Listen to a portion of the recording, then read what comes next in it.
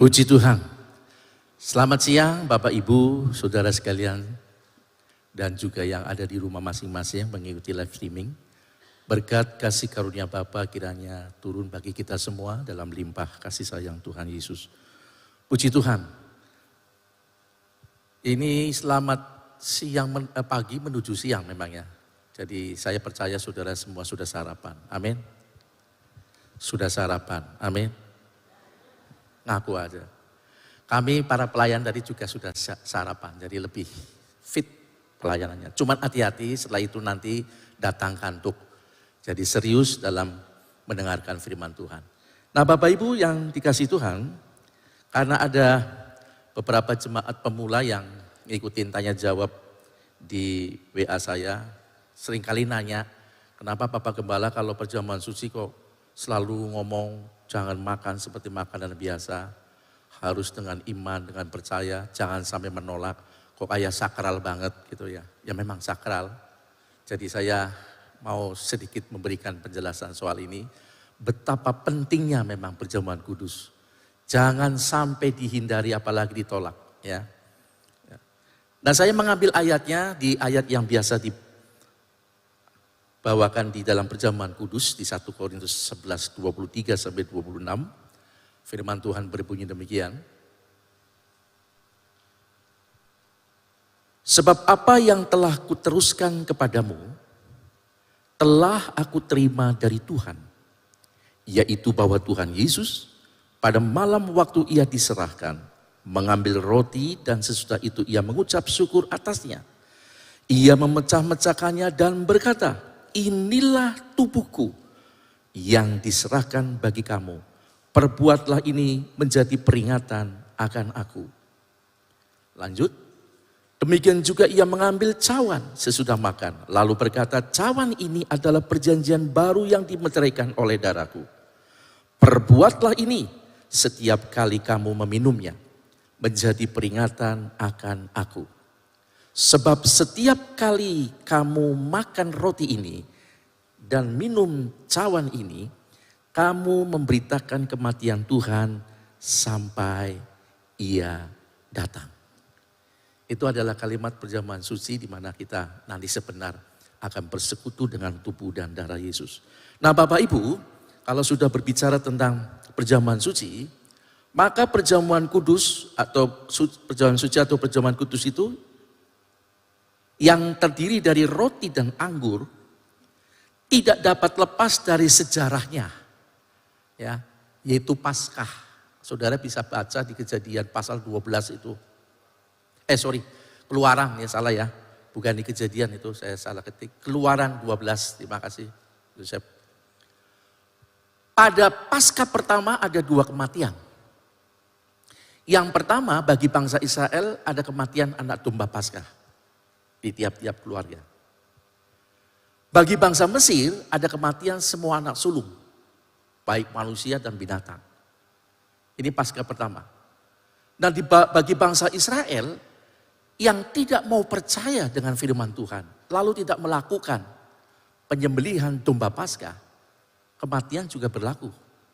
Ya, meskipun dia bangsa Israel, udah dikasih tahu, dikasih firman, orang ngandel, orang percaya, mati juga saudara.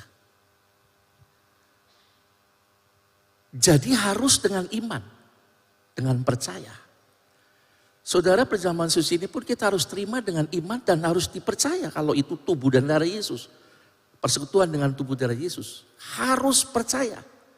Saudara mau makan minum perjamuan suci berpuluh-puluh kali kalau saudara nggak percaya, seenaknya saja. Saudara seperti makan makanan biasa, ya seperti saudara makan ondeman, bleng aja begitu. Minum anggur kayak nenggak minuman biasa, nggak ada pengaruh. Tapi harus punya iman dan mempercayai. Saudara, kenapa orang mau pergi ke dukun? Karena percaya. Betul? Dia pergi ke dukun karena percaya. Dan jangan sampai ada anak-anak Tuhan datang ke gereja, iya, pergi ke dukun, iya. Dipercayanya sama mana ini? Harus kepada Tuhan. Pergi ke dukun karena orang itu percaya. Bayangin saudaraku, maaf dibodohin ya. Saudara bisa bayangin kalau dukun itu biasanya kan, ya, maaf kata ya. Biasanya ya penampilannya seperti pertapa-pertapa, nggak mandi, nggak gosok gigi lagi ya.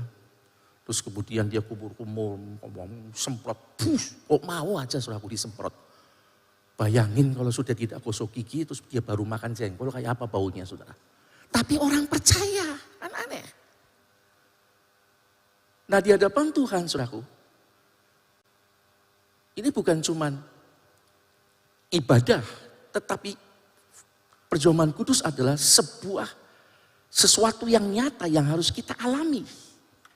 Ya, bukan hanya sebuah ritual gerejawi, tetapi sesuatu yang harus dialami.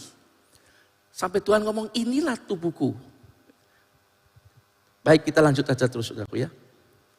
Nah daging domba Paskah, kalau nanti saudara baca ya, itu dimakan dengan roti tidak beragi berserta dengan sayur pahit. Kalau nanti saudara baca di rumah. Nah sayur pahit yang dalam bahasa Ibrani itu marar. Itu mengingatkan Israel tentang kepahitan mereka yang diberbudak selama 430 tahun di Mesir. Dalam Keluaran 12 ayat 40 itu. Kenapa harus pakai sayur pahit sih? Pak, kan lebih enak pakai capcay lah gitu ya. Sapu tahu gitu. Kok sayur pahit? Karena Tuhan ingin supaya mereka ingat loh kamu dulu tuh kayak apa. Kalau nggak ditebus sama Tuhan, hidupmu penuh dengan kepahitan tanpa Tuhan. Karena tidak mempercayai Tuhan. Ya, mereka dibuang, mereka diperbudak sampai 430 tahun.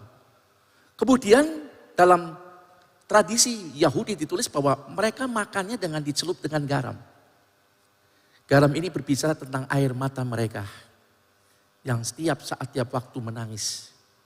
Sehingga kalau saudara baca nanti di Keluaran 3 ayat 7, ya kalau nggak salah, ya, 3 ayat 7 betul kayaknya. Mereka berseru, menangis, minta tolong sama Tuhan. Jadi sayur pahit dengan rasa asin itu mengingatkan tentang siapa kita sebelumnya. Orang-orang yang kalau tidak karena belas kasihan Tuhan, terus ada di dalam perbudakan Mesir yang berbicara tentang perbudakan dosa.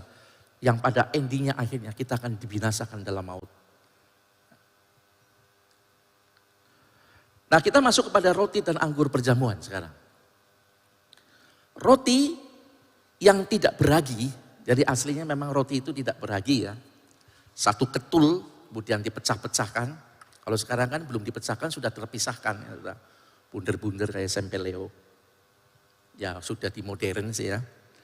Tetapi memang tetap harus dengan iman ya. Tetap harus iman. Percaya.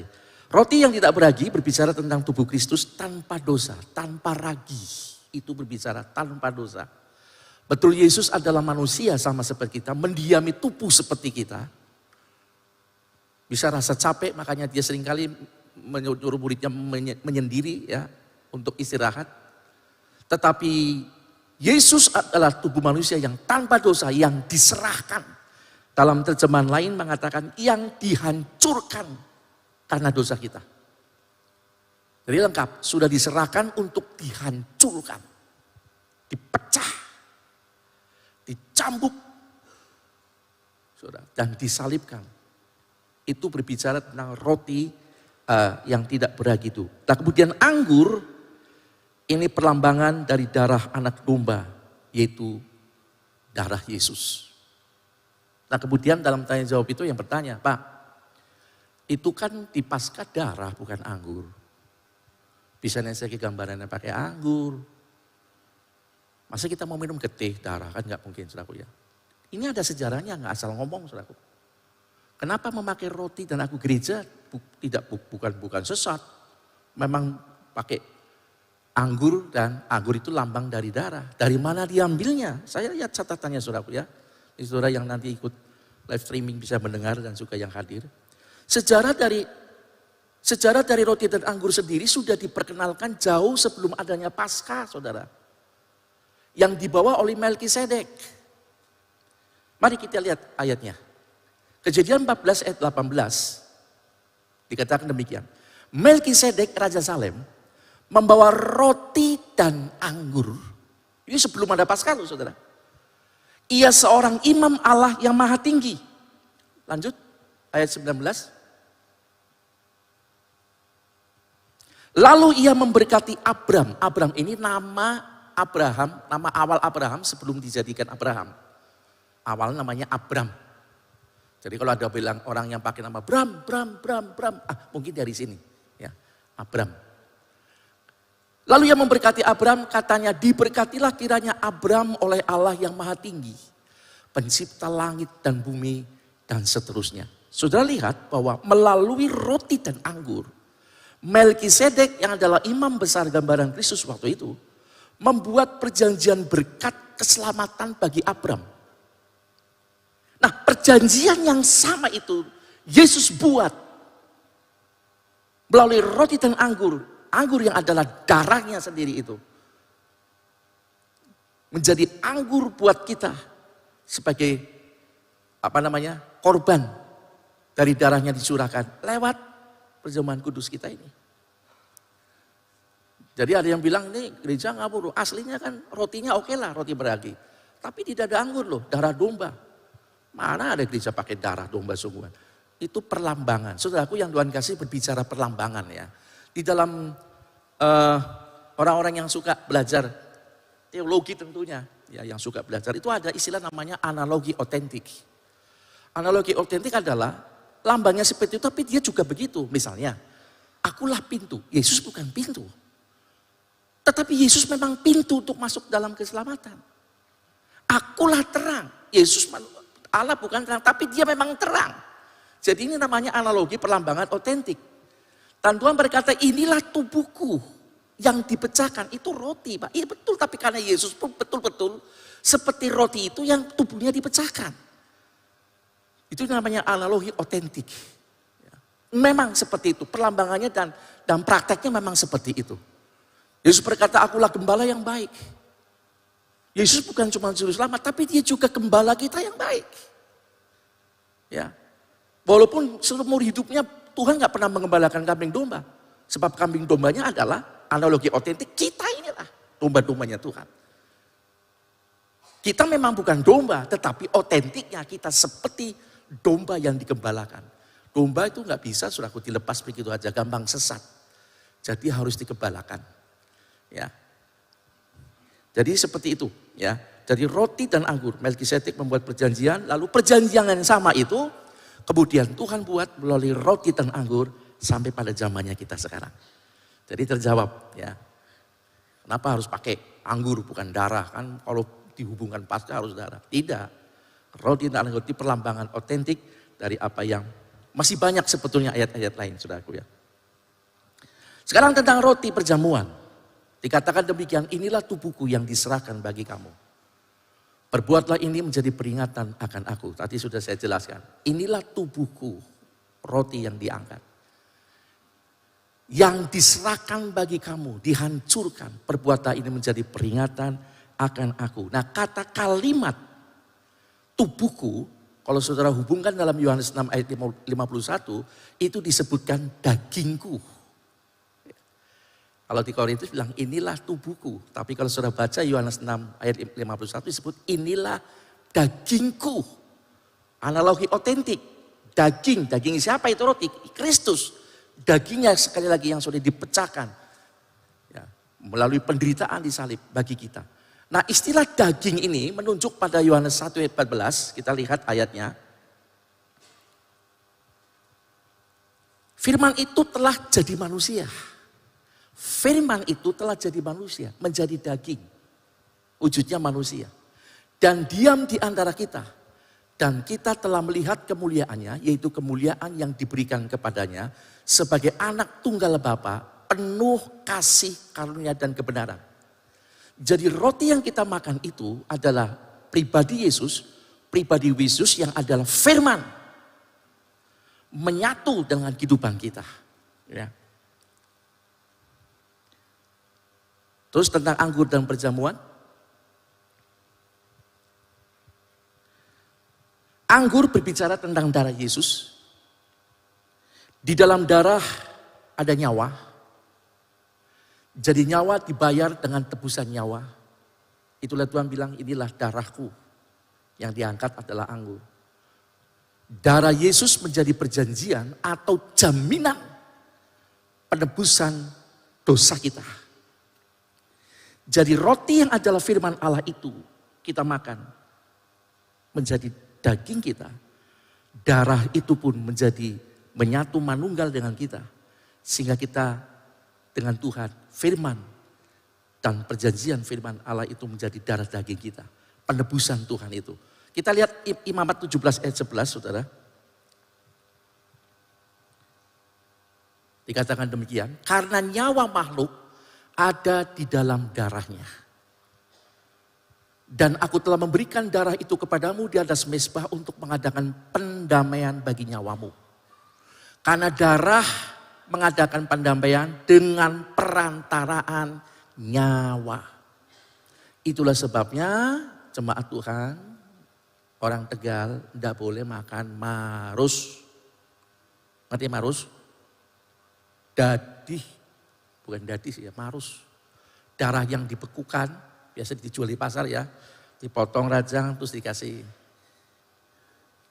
serundeng. Saya dulu waktu kecil nggak ngerti makan itu saudara. Itu darah. Kenapa? Di dalam darah ada nyawa. Jadi mulai sekarang saudaraku jangan makan darah. Amin. Memang ada makanan lain. Maka jangan makan darah. Tuhan nggak suka, ada nyawa di situ. Nggak boleh lagi makan darah ya, marus.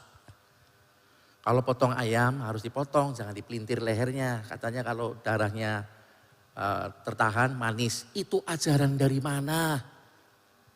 Nggak ada, itu namanya sadisme. Dipelintir, ketek. Saya kalau makan ayam goreng saya periksa-periksa. Bolong orang ya. Tahu-tahu rapet kabeh ya. Contohnya pelintir. Orang-orang Tegal, jemaat Tuhan, bukan cuma orang Tegal, jangan makan darah lagi. Ya, justru di dalam darah itu sumber penyakit. Mau bukti?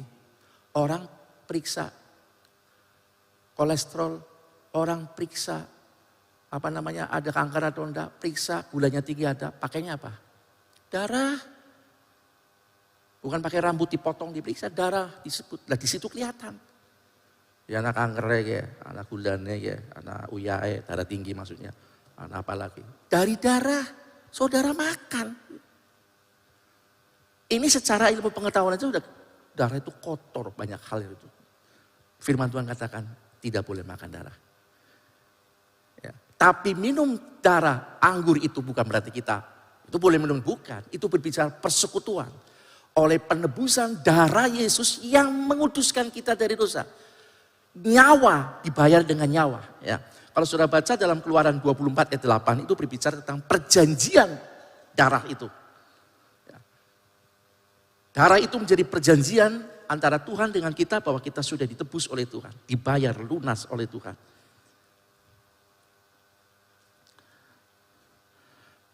Nah di dalam perjanjian baru pun ditulis saudaraku dalam Matius 26 ayat 28 dikatakan demikian. Sebab inilah darahku, darah perjanjian yang ditumpahkan bagi banyak orang untuk pengampunan dosa.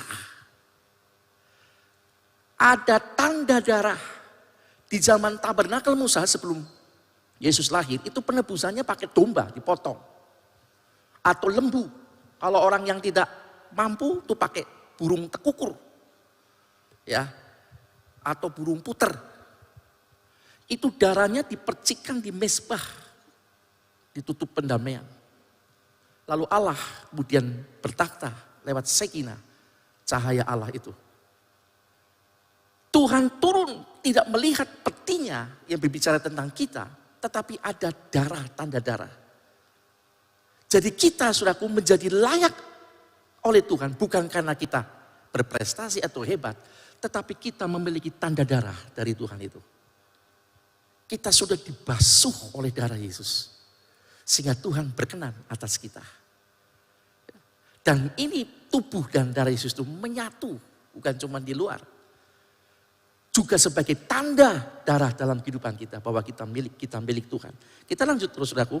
Nah sekarang makan dan minum perjamuan kudus, ini berbicara tentang persekutuan yang mendalam di dalam Kristus yang mendarah daging, saudara.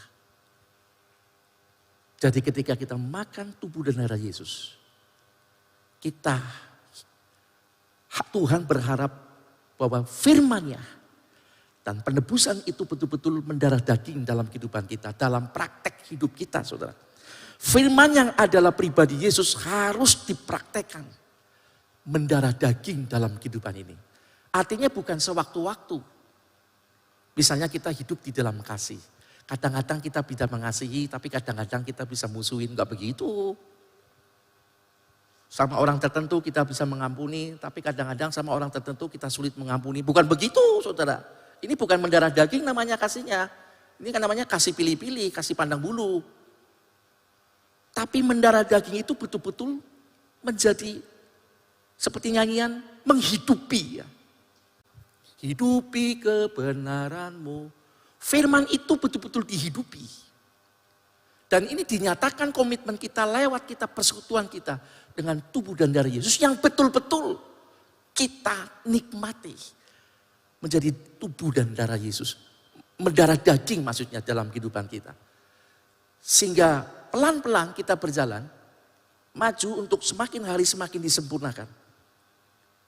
Dari belajar dan mengenai kasih, kan urutan-urutannya kasih filio dulu, kasih persaudaraan dulu. Jangan dulu berbicara, Bapak Gembala bilang jangan dulu bicara tentang kasih sempurna, agape. Kasih ini dulu. Tapi sebelumnya kita ada anak tangga.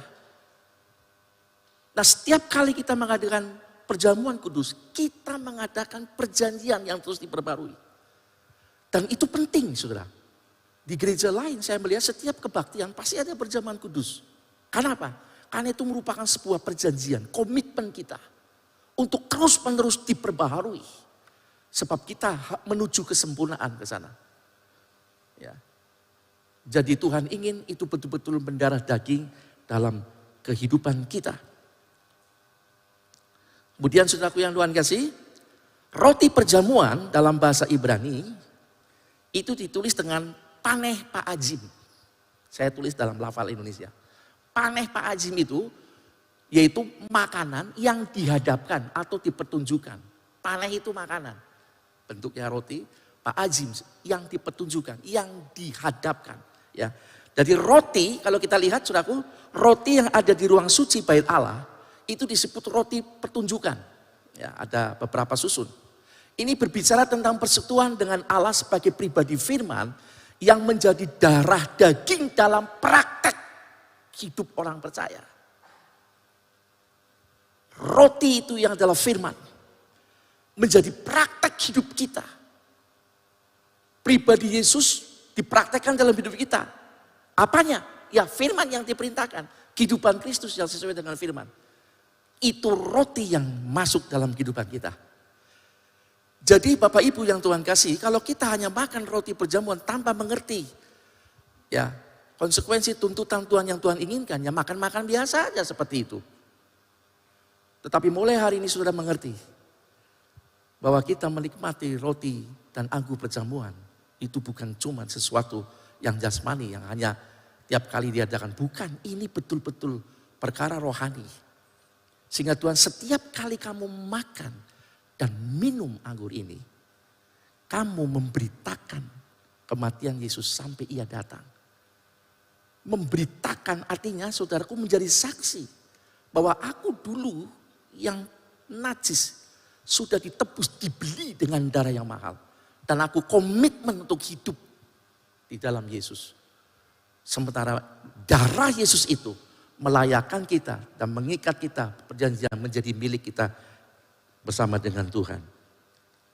Nah persekutuan dalam perjamuan kudus adalah persekutuan yang mendalam, artinya juga saudaraku, tidak sekedar sebagai peringatan akan penebusan dan penyucian dosa, tetapi juga merupakan persekutuan antara gereja sebagai membelai Kristus. Ini lebih dalam lagi saudara. Paulus menggunakan istilah mempertunangkan. Tanda darah. Paskah ditandai dengan tanda darah. Perjamuan kudus pun ada tanda darah yang adalah anggur. Kenapa dihubungkan menjadi mempelai Kristus, saudaraku? Saudara udah dewasa semua ya. Dalam hubungan suami istri, itu ada tanda darah. Yang menandakan bahwa ketika wanita itu menyerahkan hidupnya sepenuhnya dalam kesucian, itu akan ada tanda darah dalam pernikahan. Biasanya di malam pertama. Kalau enggak, dia sudah bukan suci lagi. Selalu ada tanda darah.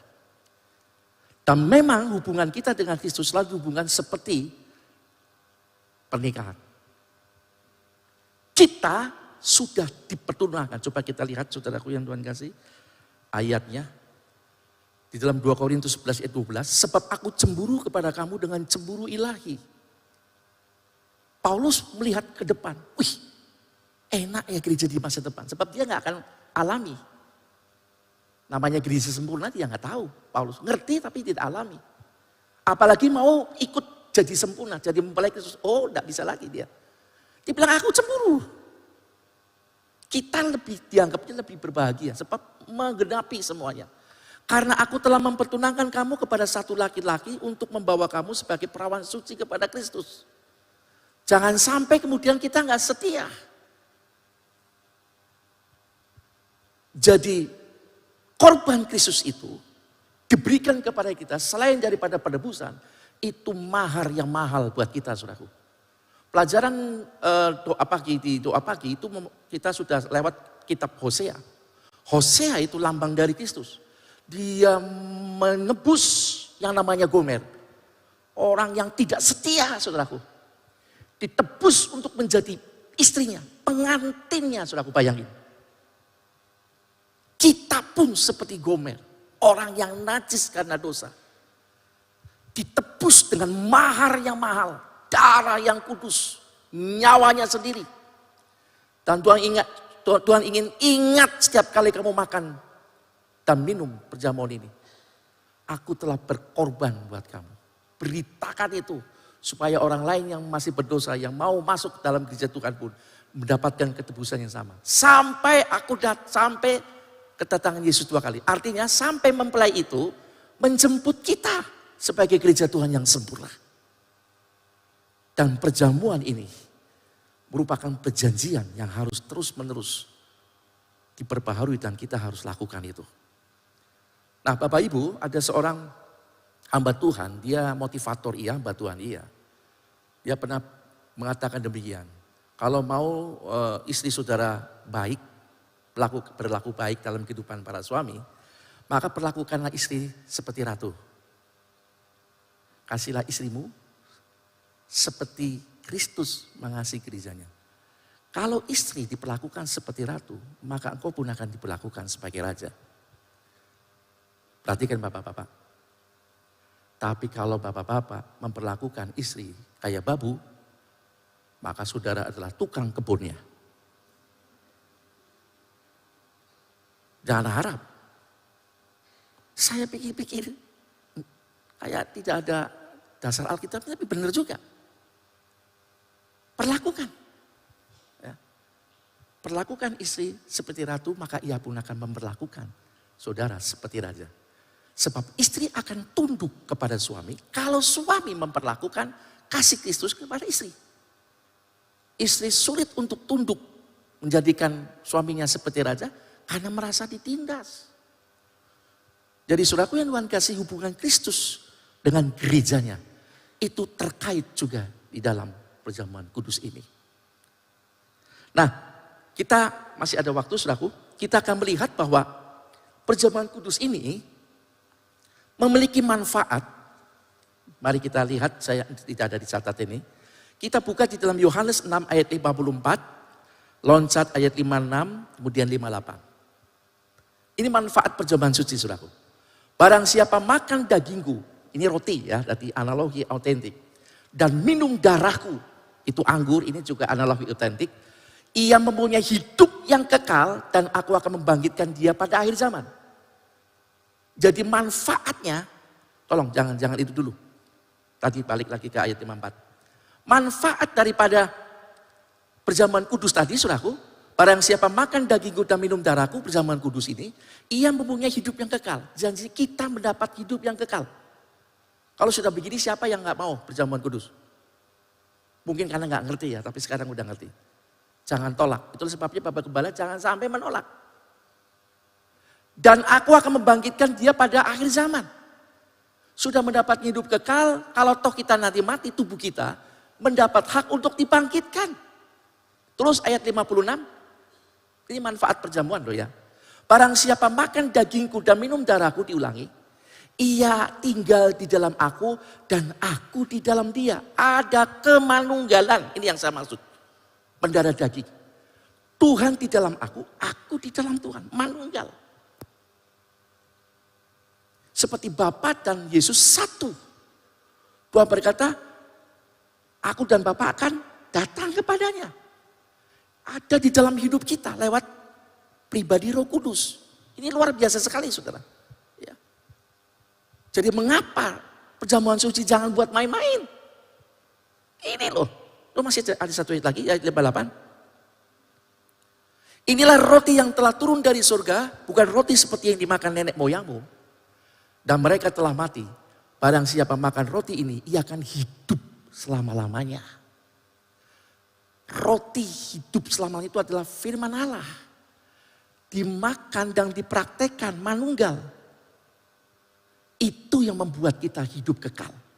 Jadi saudaraku, kalau saya dapat simpulkan bahwa perjamuan kudus memiliki makna, kita akan manfaatnya adalah kita akan memiliki hidup yang kekal. Kedua, kita akan bersatu dengan Tuhan dalam kemanunggalan. Firman Allah di dalam hidup kita praktekkan. Dan kita ada hidup di dalam Tuhan. Karena firman Allah yang kita praktekkan itu.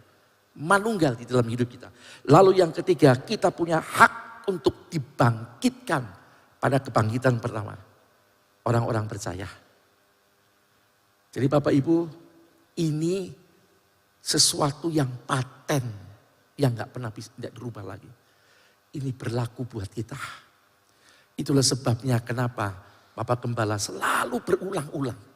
Sekarang sudah terjawab. Karena memang perjamuan kudus tidak boleh dengan main-main.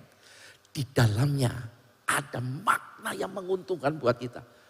Ada sesuatu yang Tuhan ingin hidup di dalam kita. Kita di dalam Yesus, Yesus di dalam kita. Dan kelak. Ada yang sudah batik biasa, kayak itu musim Melayu nih. Buat Bapak Gembala, ya iya. Kelak kita akan masuk kepada gereja yang terpilih. Dan gereja yang disempurnakan. Jangan pernah main-main.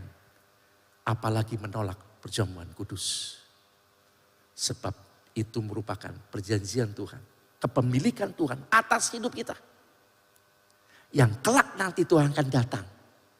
Menjemput orang-orang yang betul-betul menjalankan kesetiaannya. Di mana tubuhnya yaitu firman Allah.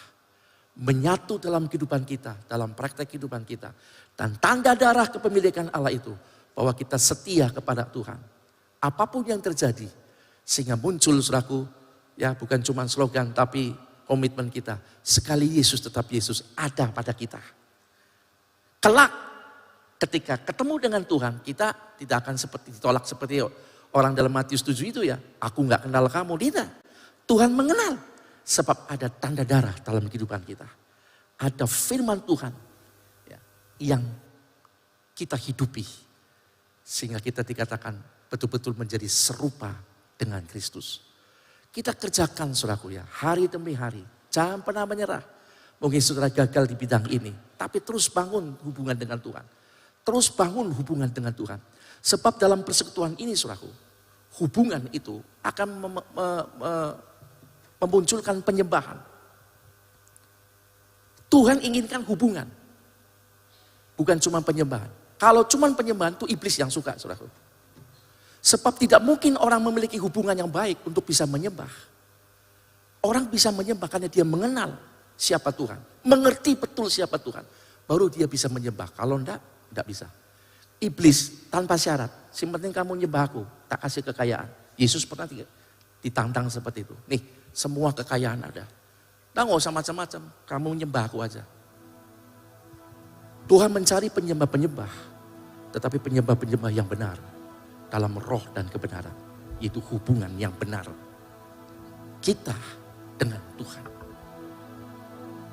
Saat ini kita akan lakukan lewat perjamuan kudus.